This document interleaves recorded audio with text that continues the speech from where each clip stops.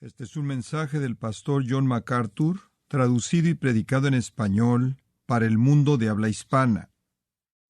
Fue hace unos cuantos años atrás, quizás hace unos 3 años atrás, que me comentaron que ya habían pasado varios años desde que habíamos visto el corazón del libro de Romanos, capítulos 3, 4 y 5, y se me sugirió en ese momento que regresar ese texto podría ser una bendición maravillosa para las personas en nuestra iglesia que no han hecho eso, y tenemos a tantas personas nuevas, y este es el corazón del Evangelio, y ciertamente esa fue una sugerencia muy importante.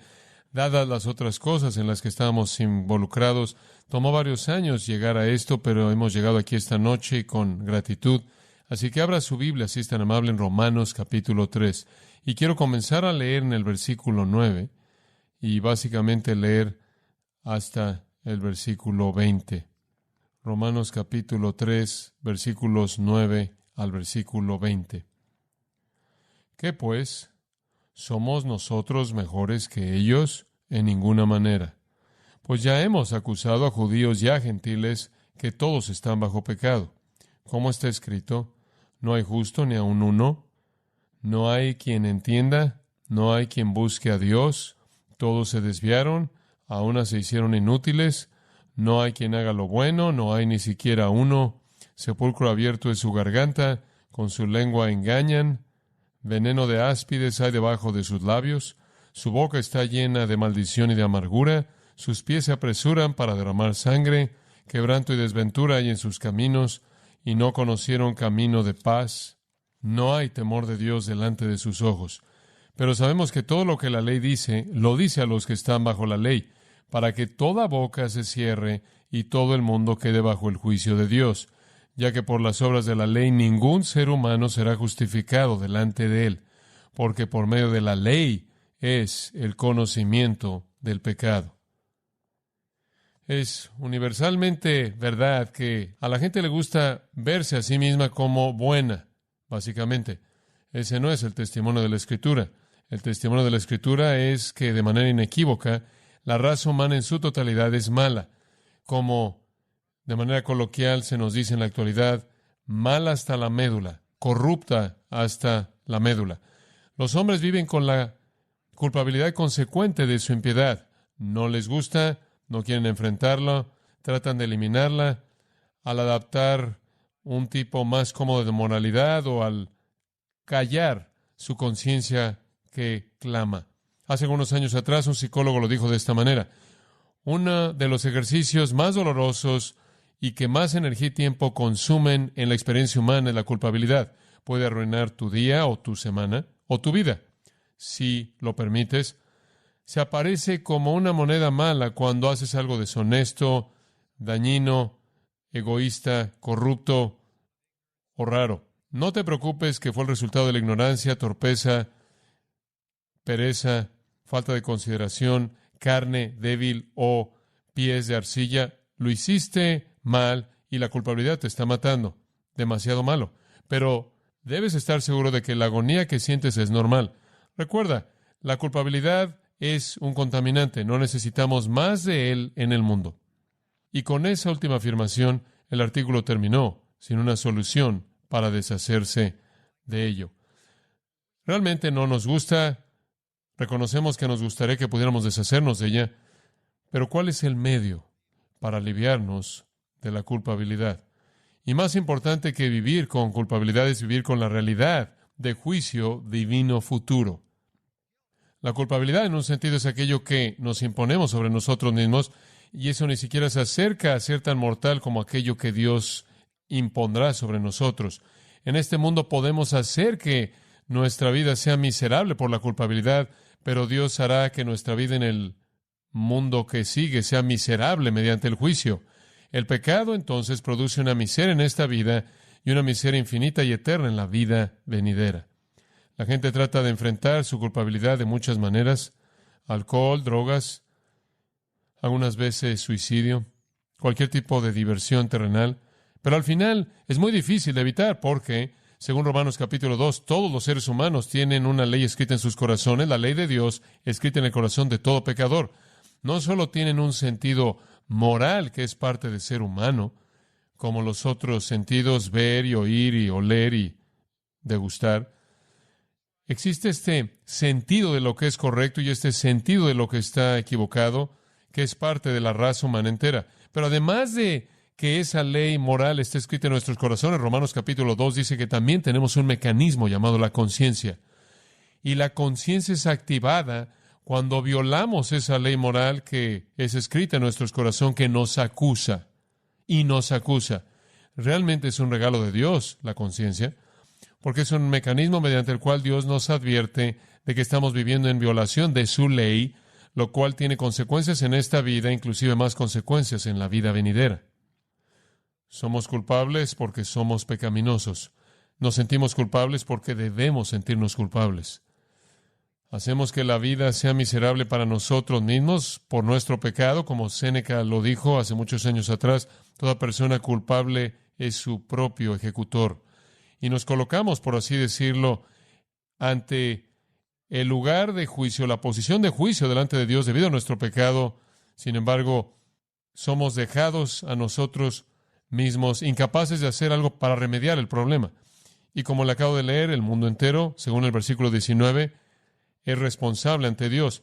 Y aunque los gentiles y la raza humana entera tienen una ley escrita en sus corazones, y los judíos, él dice en el capítulo 2, tienen la ley de Dios escrita en la Escritura, en ninguno de los dos casos, ni para el gentil con la ley escrita en el corazón, o para el judío con la ley escrita en papel, no tiene la capacidad de sacarse de esa condición pecaminosa por sí mismos, liberarse a sí mismos de la culpabilidad en esta vida o del juicio horrendo en la vida venidera, como el versículo 20 dice, porque por las obras de la ley ningún ser humano será justificado ante él. No tenemos la capacidad de cambiar la condición pecaminosa en nosotros mismos.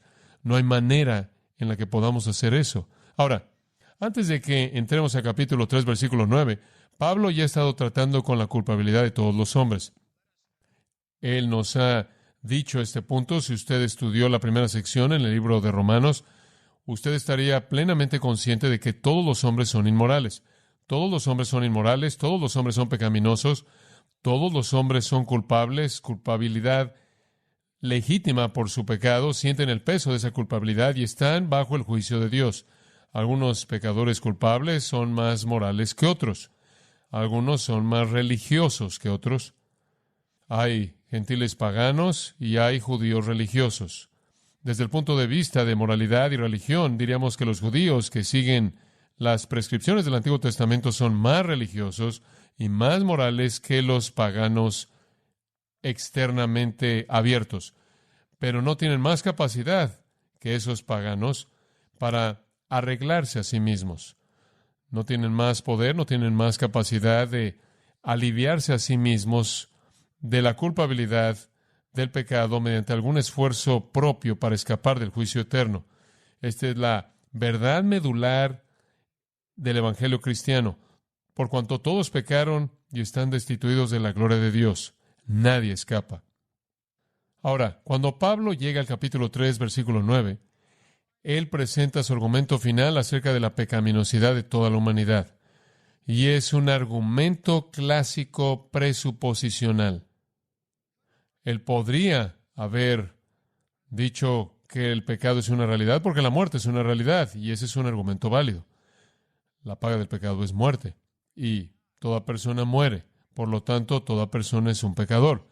Y él presenta ese argumento.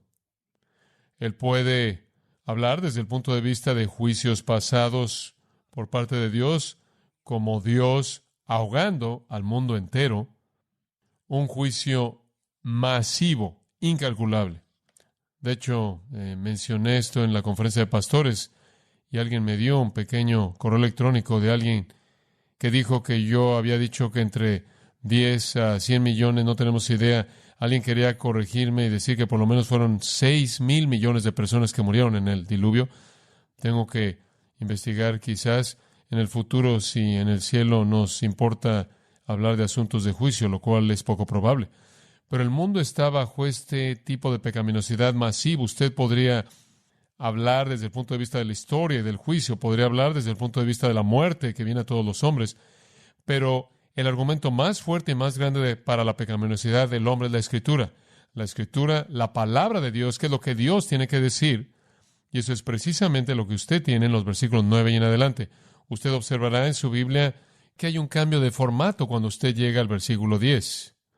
La sección que comienza en el versículo 10 es presentada con las palabras como está escrito, y esa es una referencia a la Escritura. Y usted tiene después una serie de afirmaciones que va desde el versículo 10 hasta el versículo 18. Cada una de estas es una cita del Antiguo Testamento. Entonces, este es Dios hablando mediante su revelación divina en la Escritura acerca de la pecaminosidad del pecado. Este es el coup de grâce. Usted podría hablar desde el punto de vista de la historia, desde el punto de vista del juicio, desde el punto de vista de la razón, desde el punto de vista de la conciencia, pero el argumento más grande es el argumento de la Escritura, porque aquí está la palabra de Dios. Entonces, este es el pináculo de la presentación de Pablo, en el cual él llama a Dios para que le hable a todo el mundo, en cierta manera, ascendiendo hasta la cumbre y viendo el panorama y resumiendo todo lo que él ha dicho, pero ahora en términos estrictamente escriturales. Poderoso, es convincente. Ahora, el paradigma aquí, o la tesis, si le gusta esa palabra, es uno legal, es un tono de juicio. El procedimiento en las palabras de Pablo aquí es judicial. Son los términos de una corte. Este es un juicio. Tiene una presentación, tiene una acusación y tiene un veredicto. Comencemos con la presentación. En este juicio, la raza humana entera es traída ante el juicio eterno. La presentación aparece en el versículo 9. ¿Qué pues? ¿Somos mejores que ellos? En ninguna manera, pues ya hemos acusado a judíos y a gentiles que todos están bajo pecado. ¿Qué pues? Simplemente significa cuál es el caso. ¿Cómo debemos entender la situación? Ahora recuerde, en los versículos anteriores, Pablo ha mostrado que los gentiles sin la ley son culpables delante de Dios y los judíos con la ley también son culpables delante de Dios. El mundo entero es culpable delante de Dios, judío y gentil, y en sí mismos no tienen capacidad de remediar la situación. Ahora aquí él dice que pues somos nosotros mejores que ellos. ¿A quién se refiere aquí el nosotros? Él ya ha hablado de los judíos, él ya ha hablado de los gentiles, él ha dicho que los gentiles tienen la ley de Dios escrita en sus corazones. Los judíos tienen una ventaja, capítulo 3, versículo 1. De hecho, tienen una gran ventaja, versículo 2, porque a ellos se les encomendaron las palabras de Dios, la Escritura. Entonces, no solo tienen la ley de Dios escrita en su corazón, sino que tienen la ley de Dios escrita en letras. Entonces, él ya ha tratado con los judíos y él ha tratado con los gentiles. Entonces, ¿quién es nosotros? Debe ser alguien diferente de los judíos y alguien diferente de los gentiles. Y creo que la mejor respuesta es Pablo y sus lectores. Es Pablo y sus lectores, creyentes en Roma y sus compañeros. Ese es el nosotros. Él usa nosotros, de regreso en el versículo 8, se habla mal de nosotros, hablando de acusaciones que fueron usadas en contra de él. Entonces, yo creo que el nosotros se está refiriendo a Pablo y a los creyentes. Y él simplemente está diciendo, debido a que somos creyentes, debido a que somos salvos, debido a que le pertenecemos a Dios, ¿de alguna manera somos mejores que el resto del mundo? ¿Acaso esta realidad que disfrutamos llamada salvación es un resultado de que seamos mejor que el resto de la gente? Ese, creo yo, es su argumento aquí. Él está diciendo, debido a que somos creyentes, por lo tanto, de alguna manera somos más dignos, de alguna manera somos mejores que aquellos que son condenados, somos diferentes, somos especiales. Y la respuesta es muy clara. En ninguna manera, versículo 9. Jupantos. En absoluto, no. No en todo sentido. No somos mejores, pues ya hemos acusado a judíos y a gentiles que todos están bajo pecado. Y nosotros o somos judíos o gentiles, griego o gentil siendo el mismo. Ya hemos probado, ya hemos establecido el hecho de que los judíos y los griegos todos están bajo pecado. Eso quiere decir que la raza humana entera está condenada delante de Dios, y eso inclusive se aplica a Pablo, sus compañeros y cristianos. Le pertenecen a la misma familia maldecida por el pecado. Todos estamos bajo el pecado. Hupo, preposición, bajo, refiriéndose a bajo el pecado del pecado, bajo el dominio del pecado hasta cierto grado, bajo la autoridad del pecado, bajo el control del pecado. Es bueno para nosotros recordar que aunque somos cristianos, el hecho de que somos cristianos no es un resultado de que nuestras propias vidas sean de alguna manera mejores, de alguna manera más dignas, de alguna manera más agradables a Dios, de alguna manera más justas o aceptables. En un estado sin Cristo, todos somos iguales. Estamos bajo el control, el mando, el dominio, la autoridad del pecado. Estamos bajo el poder del príncipe de la potestad del aire. Efesios 2, somos hijos de ira y todos somos iguales. Entonces, esa es la presentación. Todos somos llamados a la corte y se presenta esto que se aplica a todos nosotros. La presentación está completa. Pablo trae la raza humana entera ahí, judío y gentil, y simplemente porque usted ahora es salvo en Cristo no significa que de alguna manera ha escapado la realidad de la pecaminosidad de la humanidad. Todos somos iguales. Todos podemos ser traídos ante el juicio en la corte del Dios Santo y se presentan los hechos ante el Todopoderoso como aquellos, sin excepción, todos que somos pecadores culpables. Por cierto, no dejamos de ser pecadores culpables simplemente porque hemos sido salvados. Todavía somos pecadores culpables. De la presentación pasamos a la acusación. Y la acusación entonces viene en el versículo 10. Se presentan aquí los hechos contra nosotros. La acusación específica es clara, precisa y, por cierto, es fácil verificarlo en la experiencia humana. Aquí está el testimonio de la doctrina de la pecaminosidad universal de los hombres, y es el testimonio de Dios mismo, porque, como dije, cada una de estas afirmaciones es tomada del Antiguo Testamento. Hay 13 acusaciones presentadas en contra de los hombres aquí. 13. 4 veces la palabra ni uno es usada. 3 veces la palabra todos es usada. Entonces, esta es una lista que abarca a todos. Nadie se escapa de la acusación. La lista entonces es una colección de citas del Antiguo Testamento. Por cierto, esa era una estrategia rabínica muy común. Era llamada una caruz, la cual literalmente significa un hilo de perlas. Y los rabinos unían perlas de verdad que encajaban la una con la otra. Y aquí usted tiene estas perlas que van de la mano al darnos escrituras del Antiguo Testamento que constituyen un collar entero, por así decirlo, de acusación espiritual. Comienza entonces, como está escrito, una frase muy conocida del Nuevo Testamento que hace referencia al Antiguo Testamento. Nuestro Señor la usó, recordará usted, cuando Él fue tentado por Satanás. Y cuando Satanás vino tras Él, Él dijo 3 veces, escrito está, escrito está, escrito está. Y después citó el Antiguo Testamento. También está en lo que llamamos el tiempo perfecto en el griego. Si usted recuerda su gramática en inglés, podrá recordar lo que eso significa. Es el tiempo perfecto, lo que identifica algo que sucedió en el pasado, en el tiempo pasado, con efectos continuos, con importancia continua. Entonces, podríamos leerlo de esta manera. Ha sido escrito y continúa siendo verdad. Esa es una perspectiva de tiempo perfecto de la Escritura. Ha sido escrito, fue afirmado como verdad y continúa siendo verdad. Si usted dijera que algo está en, dijéramos, el tiempo auristo o el tiempo imperfecto, podría mantenerlo en el pasado. Si usted lo presenta en tiempo perfecto, en el idioma griego, lo hace permanente. Fue dicho y continuamente es verdad. El tiempo perfecto entonces hace permanente lo que es dicho. La palabra de Dios entonces ha sido establecida para siempre en el cielo. Entonces, esta es la palabra de Dios acerca del pecado del hombre y la condición de pérdida total y absoluta del mundo. Ahora, conforme dividimos la acusación, la dividimos en 3 partes. Esencia, conversación y conducta. ¿Cómo es usted en el interior? Lo que usted dice y lo que usted hace. Esos serían los 3 aspectos de la conducta que podrían ser presentados como la acusación. Y supongo que usted podrá decir en términos médicos, es una evaluación completa del pecador, comenzando con los rayos X. Va usted al interior y ve la esencia, versículos 10 al 12. Y encontramos aquí que el hombre es pecaminoso en la médula, en el corazón, en el espíritu, en el alma. Engañoso es el corazón, dijo Jeremías, capítulo 17, más que todas las cosas, y perverso.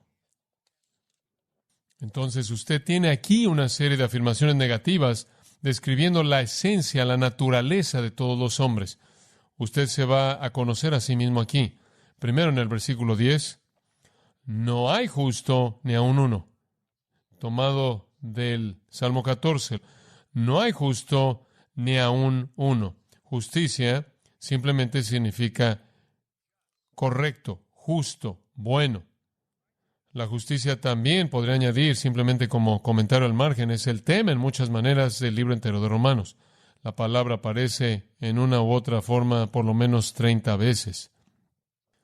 Entonces, este libro trata de cómo estar bien con Dios, cómo ser bueno en el sentido de que lo hace aceptable a Dios, cómo ser declarado justo delante de Dios. Y aprendemos desde el principio que no hay justo. Y no sea que alguien vaya a decir, excepto por mí, el Espíritu Santo dice, no, tú no, ni aun uno. Esta justicia es verdadera únicamente de Dios. No hay justo ni aun uno, y nadie puede hacerse a sí mismo justo. Usted tiene la misma palabra traducida en el versículo 20 como justificado. Es la misma palabra como justo, misma raíz, y dice, ninguno será justificado o hecho justo a sus ojos por las obras de la ley. Entonces, nadie es justo y nadie por sí mismo puede volverse justo. Para desglosarlo un poco, nadie es capaz de agradar a Dios de manera plena. Nadie puede guardar el estándar de Dios. Nadie puede llegar al nivel de Dios de bondad aceptable. Nadie puede ser moralmente perfecto. Nadie puede ser santo. Y ese es el estándar de Dios. La Escritura dice, sed santo porque yo soy santo. Repetido, repetido, repetido en el libro de Levítico y repetido una vez más en el Nuevo Testamento. Sed santo porque yo soy santo, Pedro dice, con las palabras de Jesús. Sed pues vosotros perfectos, como vuestro Padre que está en los cielos es perfecto. Pero nadie es perfecto. Nadie es santo, nadie es justo, y nadie tiene la capacidad de alcanzar eso. Ahora, hay una bondad relativa humana. Eso quiere decir que no toda la gente es tan mala como el resto de la gente, y no toda la gente es tan mala como es posible ser malo. Existe en la bondad de Dios suficiente gracia común en el mundo para ser de la gente buena a nivel humano. Entonces hay un tipo de bondad humana que los teólogos les gusta llamarla bien malo. En otras palabras, son personas malas siendo buenas. Pero no es bueno, es un bien malo, porque su motivo es algo menos que la gloria de Dios. Nadie manifiesta la santidad perfecta de Dios, ni su justicia perfecta. Nadie cumple con el estándar. De hecho, en la civilización antediluviana, Dios dijo que Él iba a ahogar al mundo entero porque lo único que vio continuamente en el corazón del hombre fue maldad. ¿Acaso eso significa que nadie jamás hizo algo bueno? ¿Acaso eso significa que las mamás no amaron a sus hijos? ¿Acaso eso significa que no alimentaron a los pobres? ¿Acaso eso significa que no hicieron actos de bondad humana? No, simplemente significa que no había uno cuyo corazón fuera justo. Era imposible, todavía lo es. Nadie cumple con el estándar. Después, en el versículo 11, tenemos un segundo elemento de la acusación del corazón. No hay quien entienda. No hay quien entienda. Eso es tomado del Salmo 14:2, Salmo 53:3. El hombre no tiene una percepción verdadera de la realidad divina. Él no sabría lo que la bondad es en su perfección plena. Él no tiene una comprensión correcta de Dios. Expresado en las palabras de Pablo en 1 Corintios 2:14, el hombre natural no percibe las cosas que son del Espíritu de Dios porque para él son locura. Es incomprensible para el pecador lo que en realidad es la justicia de Dios. Romanos 8:5. Aquellos que viven según la carne piensan conforme a las cosas de la carne. Aquellos que viven conforme al Espíritu en las cosas del Espíritu. Porque la mente que está en la carne es muerte, la mente que está en el Espíritu es vida y paz. Después esto, porque la mente puesta en la carne es hostil hacia Dios y no se sujeta a la ley de Dios y tampoco puede. No entiende, no puede entender, no puede comprender. simplemente para extender eso un poco más y colocarlo en la zona práctica, en donde usted va a entender esto, existe en el corazón de toda persona no convertida, ignorancia de Dios, la verdad acerca de Dios. Escuche, la ignorancia de un entendimiento verdadero de su palabra, pero más que eso, hostilidad hacia ello, de lo cual él es ignorante. Dicho de otra manera, existe una hostilidad básica en todo pecador hacia Dios que se manifiesta a sí misma en hostilidad hacia la Biblia. Hágase usted la pregunta, ¿por qué existe una hostilidad universal como la que hay en contra de la Escritura? Es porque los pecadores todos son ignorantes de Dios y llevando eso inclusive a un nivel más profundo, son enemigos de Dios y hay una hostilidad básica hacia la Biblia que es verdad de todos los no cristianos. Son ignorantes y en su ignorancia son incapaces de entender y no les gusta lo que entienden. Ahora, los hombres tienen algunas capacidades naturales para entender algunas cosas en la Escritura, pero cuando hablamos de su acusación debido a su pecaminosidad y la justicia de Dios y la gloria del Evangelio y la falta de esperanza de las obras y el esfuerzo personal y todo eso, son hostiles hacia esto. El apóstol Pablo, al escribirle a los Efesios, expande nuestro entendimiento de esto. Él dice acerca de los no creyentes, andan conforme a la vanidad de su mente, andan en el vacío de su mente, andan en la vaciedad de su mente. Romanos 1 dice, profesando ser sabios, realmente se hicieron necios. Y después él dice, teniendo, versículo 18, el entendimiento entenebrecido, alejados de la vida de Dios debido a la ignorancia que hay en ellos, debido a la dureza de sus corazones, y se han vuelto insensibles y se han entregado a la inmoralidad para practicar todo tipo de impureza con avaricia. Entonces usted toma la acusación que es dada aquí y después va a Efesios 4:18. Son ignorantes, tienen mentes vacías. Cuando hablamos de entender a Dios, sus mentes están entenebrecidas. De nuevo un participio de tiempo perfecto para mostrar que esta es una realidad que llegó a existir cuando nacieron y continúa siendo igual. Están alejados de la vida de Dios. No conocen la verdad de Dios porque no pueden conocer a Dios. Están ciegos, no tienen capacidad alguna de comprender debido a su ignorancia profunda. Y aunque siempre están aprendiendo, nunca llegan al conocimiento de la verdad. Además, él dice, siguiendo ahí en Romanos capítulo 3, no hay quien busque a Dios. No hay quien busque a Dios. No conocen a Dios, son ignorantes, son malos, no buscan a Dios. Dice usted, espera un minuto, ¿acaso la Biblia no dice que el que busca encuentra? Mateo 7, ¿acaso Hebreos no dice que Él es galardonador de los que le buscan? ¿Acaso no dice en Isaías que si lo buscamos con todo nuestro corazón lo vamos a encontrar? ¿Es eso contradictorio? No. Dicho de manera simple, el hombre de manera natural no busca a Dios. De hecho, Romanos capítulo 1, versículo 21 dice exactamente lo opuesto.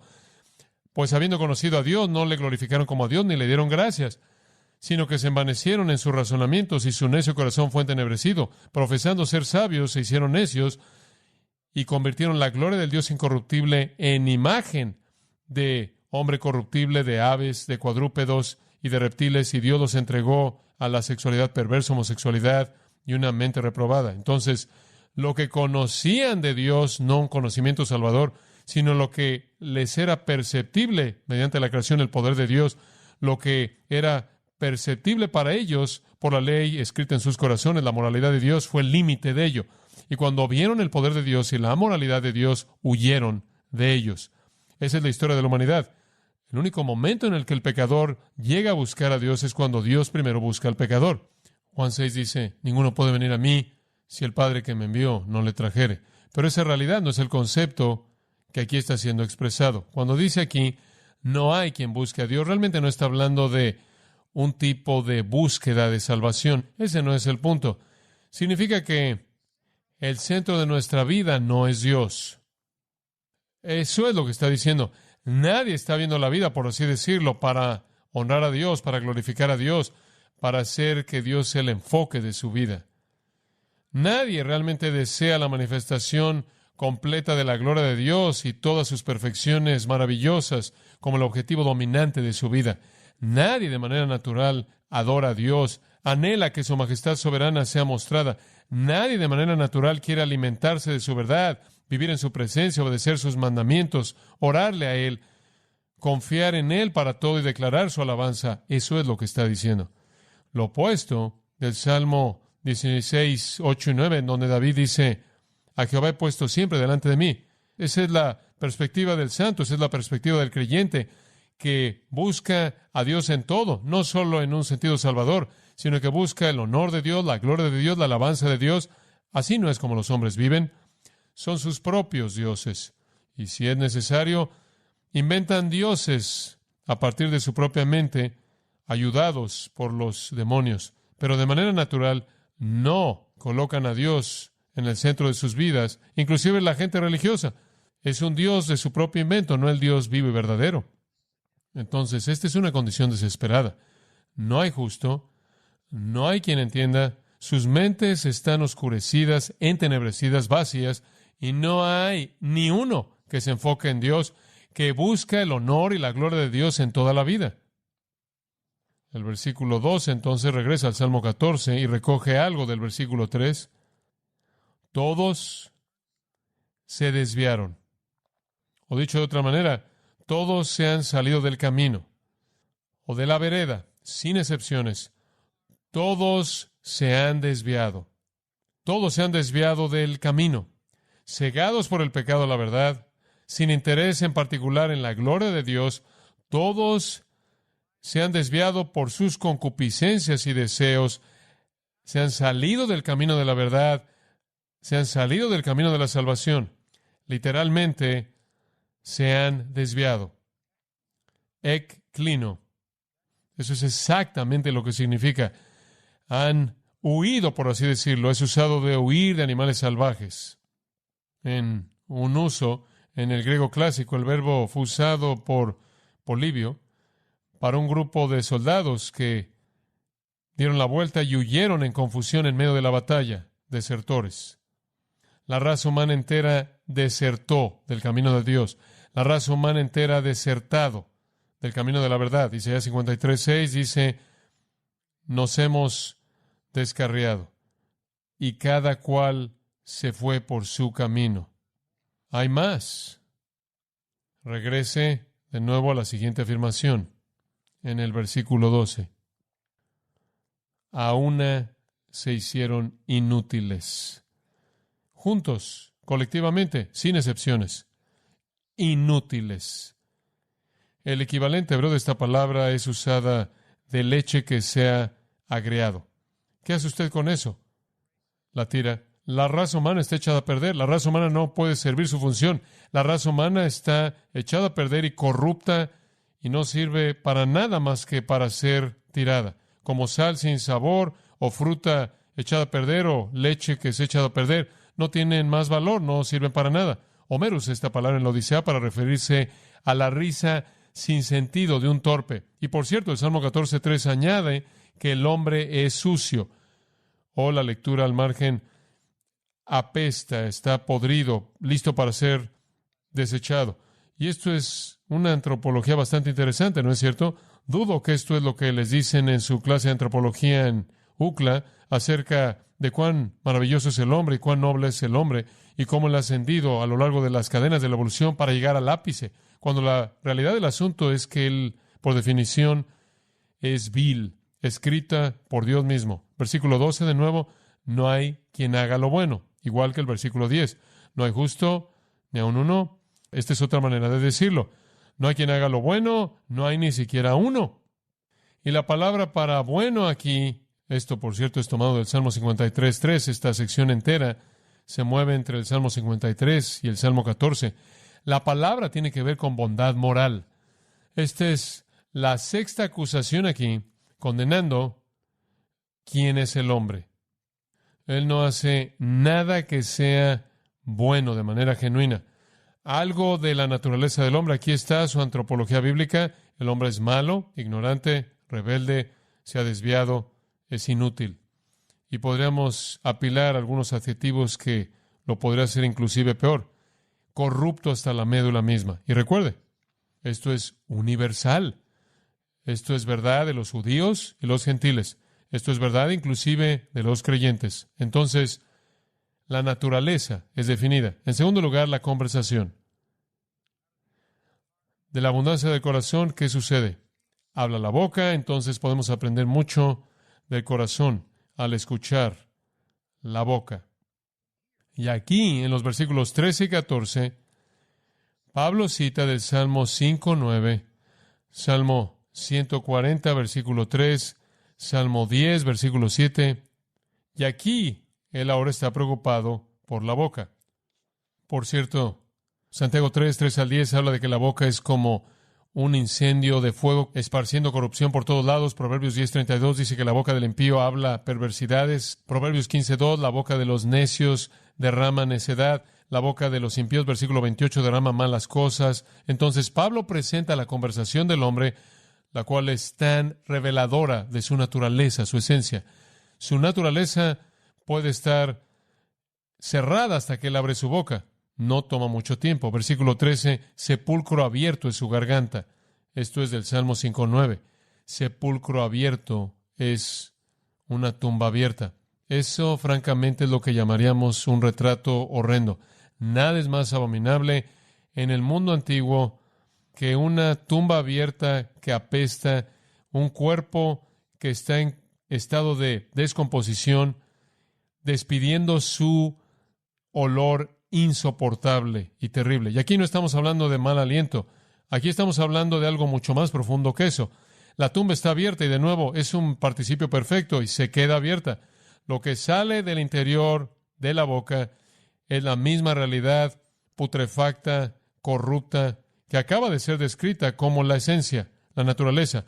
El alma de un hombre está muerta en delitos y pecados, y el cadáver en estado de descomposición que apesta emite un olor sucio, horrendo, a través de la boca en la forma de las palabras. Entonces, con su lengua siguen engañando. Esto de nuevo es del Salmo 5:9. El tiempo indica de nuevo una vida, un hábito de vida. Engaño, dolor. La idea de raíz es un anzuelo. Un anzuelo es engañoso. El pez dice, aquí está la comida. La carnada, usted piensa comida.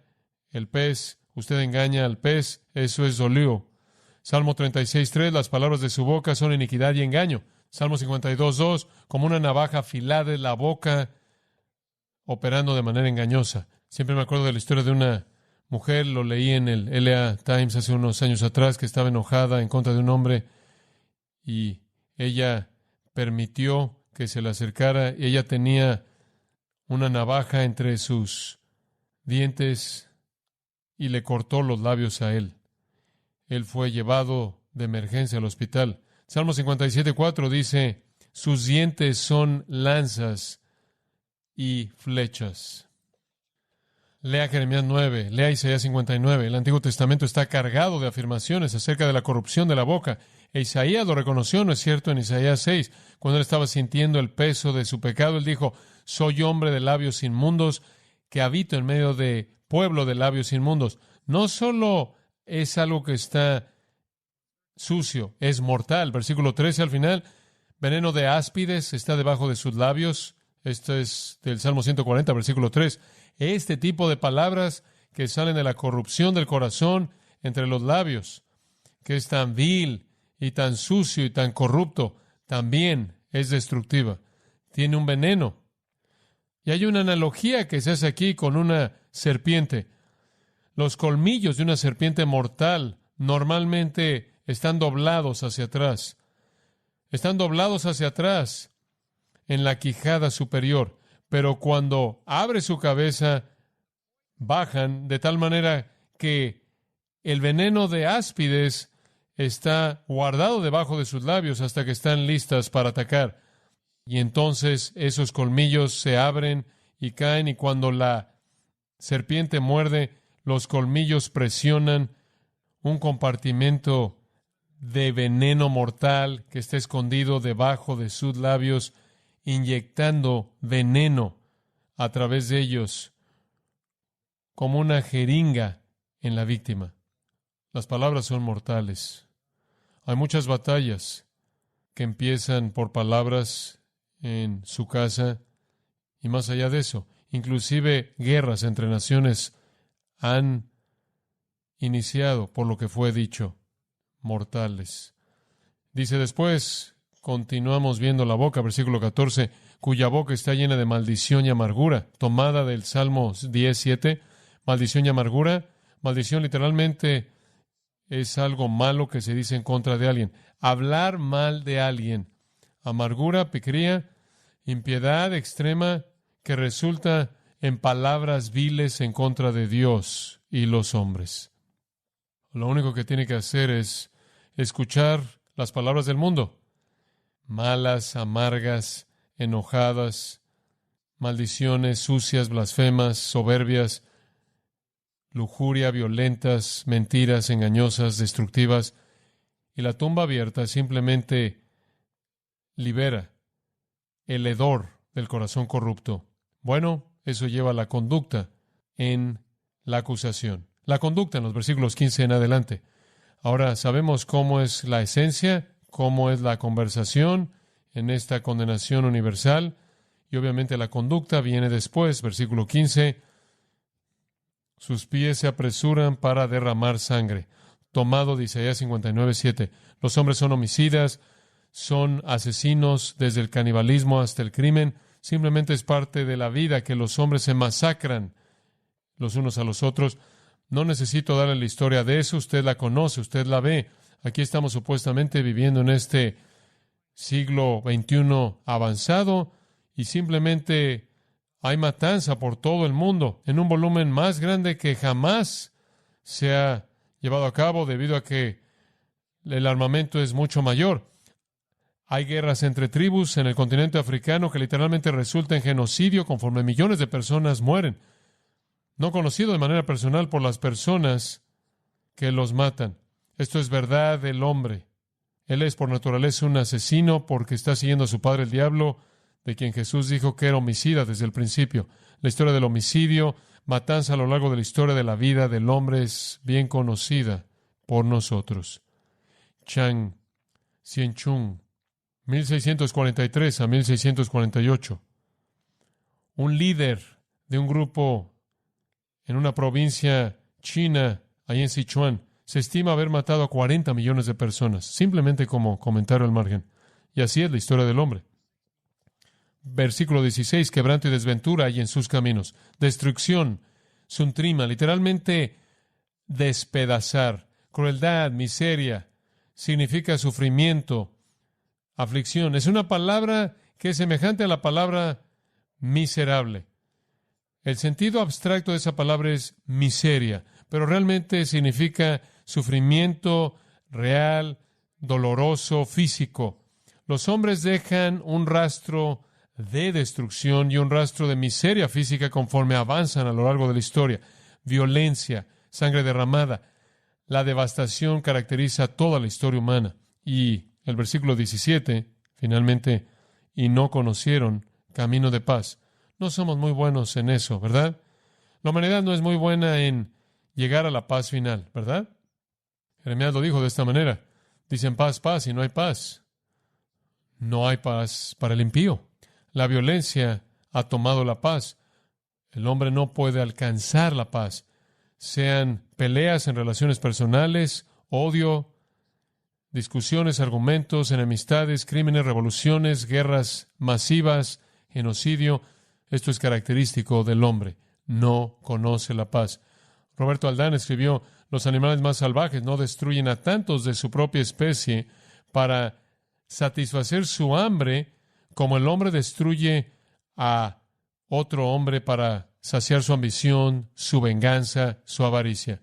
Entonces, la presentación vino en el versículo 9. Después, la acusación. 13 afirmaciones que tratan con la esencia, la naturaleza, la conversación, la conducta. Pero un buen abogado va a resumir su caso y lo va a presentar de manera simple. Entonces, hay un componente más que es esencial. El resumen de todos estos crímenes emana de una actitud universal en el versículo 18. Esto está detrás de todo esto. Llamemos a esto el motivo. Todo criminal tiene un motivo. ¿Cuál es el motivo para este tipo de esencia? ¿Cuál es el motivo para este tipo de conversación? ¿Qué es lo que motiva este tipo de conducta? Respuesta, el motivo está en el versículo 18. No hay temor de Dios delante de sus ojos.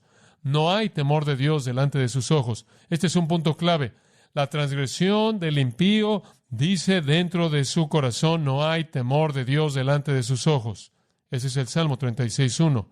A eso se está refiriendo Pablo aquí.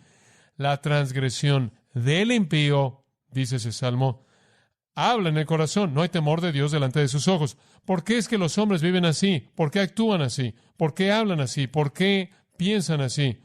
Porque no temen a Dios. Proverbios 16:6 lo invierte y dice, por el temor de Jehová los hombres se alejan del mal. Temer a Dios significa tener un respeto hacia Dios. No es nada más el temor de su juicio, es el deseo por honrarlo por su naturaleza, por sus obras. A nivel universal, los hombres no temen a Dios, no honran a Dios, no lo glorifican como Dios. Temer a Dios en la Escritura es un sinónimo de ser un creyente verdadero. Alguien que es temeroso de Dios describe ese hombre o mujer que tiene respeto hacia la persona, obra, palabra y voluntad de Dios.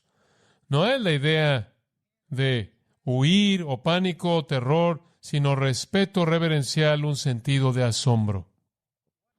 Lo que, en esencia, motiva y controla quién es usted es su actitud hacia Dios. En ese sentido, temer a Dios es el control de toda la conducta, es el control de todas las palabras y es lo que define lo que somos.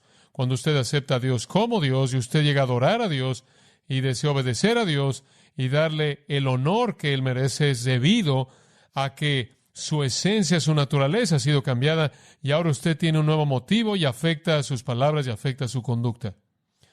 El Antiguo Testamento, por cierto, está lleno del concepto de temer a Dios desde un punto negativo. Dentro de este contexto más amplio de temer a Dios, definitivamente hay un elemento negativo. Mire, Dios quería que la gente tuviera miedo de Él. Esa es la razón por la que Él convirtió a la esposa de Lot en una columna de sal. Esa es la razón por la que Él expulsó a Adán y Eva del huerto. Ahogó al mundo, envió serpientes para morder a los israelitas, se tragó a Coré, Datán y Abiram, mató a Nadab y Abiú, envió fuego desde el cielo cuando Elías lo invocó, consumió a 100 soldados. Dios quería ser temido como juez. Él ahogó al ejército egipcio, le quitó la vida a Elí y a sus hijos inútiles, Ofni y Finés. Él mató a Absalón, el hijo rebelde de David, capacitó a Sansón para matar a los miles de filisteos, demandó la muerte por los pecados. Debe haber un temor saludable del poder de Dios y de su juicio. Pero no solo es eso, es reverenciar su santidad, es honrarlo por su misericordia y gracia, darle gloria a Él. El meollo es este. ¿Cuál es el motivo de estos crímenes? Ateísmo práctico.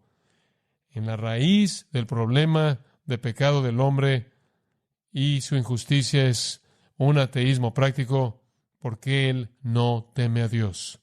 Todas las maldades anteriores, todas las acusaciones emanan de la ausencia de ese temor. Él es motivado por una actitud equivocada hacia Dios. Ahora eso nos lleva a la parte final de esta escena en una corte. Hemos visto la presentación, la acusación y el motivo. Aquí está el veredicto. Aquí está el veredicto. Pero sabemos que todo lo que la ley dice, lo dice a los que están bajo la ley, para que toda boca se cierre y todo el mundo quede bajo el juicio o responsable de Dios. ¿Cuál es el veredicto? Culpable, culpable. La ley de Dios es el estándar. La ley perfecta, santa de Dios. Todos los hombres están bajo esa ley y esa ley los encuentra culpables. ¿Sabe usted cuál es la responsabilidad de un juez? Colocar a la persona que está frente a él la fuerza de la ley. Un juez tiene una responsabilidad: mantener en alto la ley. Y eso es exactamente lo que sucede. La raza humana entera es traída ante el tribunal. El juez dice, cuando son medidos en contra de la ley santa de Dios, todos aquellos de ustedes que están bajo esa ley no tienen defensa, de tal manera que toda boca se cierra. ¿Qué significa eso? ¿Qué falta en este juicio? Si usted estuviera ensamblando este juicio, quisiera usar este como un juicio modelo. ¿Qué falta? La defensa. No ha habido defensa alguna. Lo único que ha habido es acusación. No hay defensa. La razón por la que no hay defensa es porque no hay defensa. Mire, estuve en una corte en una ocasión cuando nuestra iglesia y yo fuimos demandados por negligencia del clero. Fui llevado a la corte en Glendale. Esto habrá sido 1980 o en los 80s, creo. Y hubo un gran caso en el que se intentó acusarnos y me senté en la corte y vino el que acusó y presentaron su caso en contra de nosotros. Y después nos tocó presentar nuestra defensa. Y el juez se puso de pie y resumió el juicio y dijo, no necesitamos oír una defensa. El caso de el que acusa no es sustancial, y cerró el caso. Entonces usted tiene un juicio en resumen, nada más que al revés. El juicio aquí es que la acusación es tan sustancial que no hay defensa. Entonces el versículo 19 presenta esto de manera clara. Para que toda boca se cierre. Y el mundo entero es culpable delante de Dios. No hay defensa. El versículo 20 dice, la razón por la que no tenemos defensa alguna es porque por las obras de la ley ningún ser humano será justificado delante de él. Lo único que hace la ley es producir el conocimiento del pecado. Simplemente revela cuán pecaminoso es el hombre. Este es el retrato de la raza humana entera sobre el cual el Evangelio entonces es edificado. Creo que a veces no entendemos la gloria del Evangelio porque no entendemos esto. Ahora, ¿es el Evangelio más glorioso o menos? Mucho más glorioso cuando usted entiende el predicamento de pecadores culpables como nosotros lo somos. Cuando usted llega al final de esta sección, en el versículo 20, si usted es un pecador y no ha oído esto antes, su corazón está palpitando fuerte, porque usted acaba de ser acusado, no hay defensa, su boca ha sido cerrada, usted es culpable delante de Dios, usted no puede hacer nada al respecto, usted no puede guardar la ley, usted no puede vivir al nivel de esa ley y por lo tanto su acusación permanece en pie y desde su propia perspectiva usted está en una condición sin esperanza y usted se queda ahí al final del versículo 20. Y después en el versículo 21, la gloria del Evangelio comienza a irrumpir la escena. Y si usted regresa el próximo domingo por la noche, le explicaré eso. Padre, tu palabra es tan coherente, tan poderosa, tan preciada, tan rica. Te damos gracias por ella.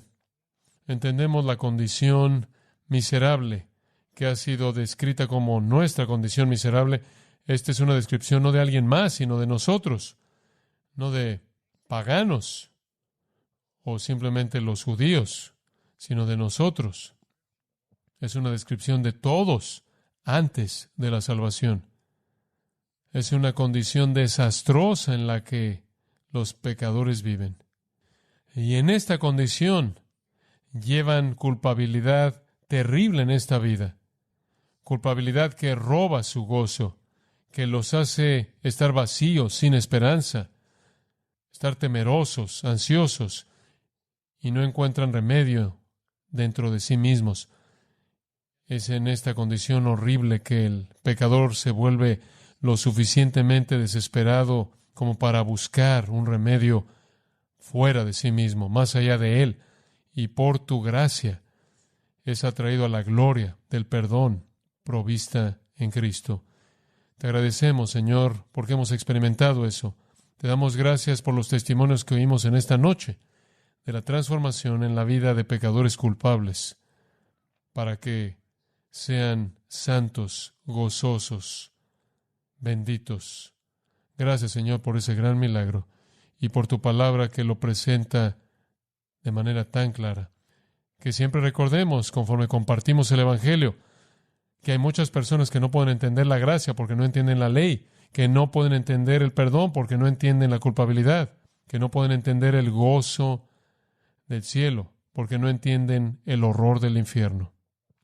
Ayúdanos, Señor, a darles el mensaje completo para hacer que el pecador esté consciente de su culpabilidad antes de que lo hagamos estar consciente de tu provisión.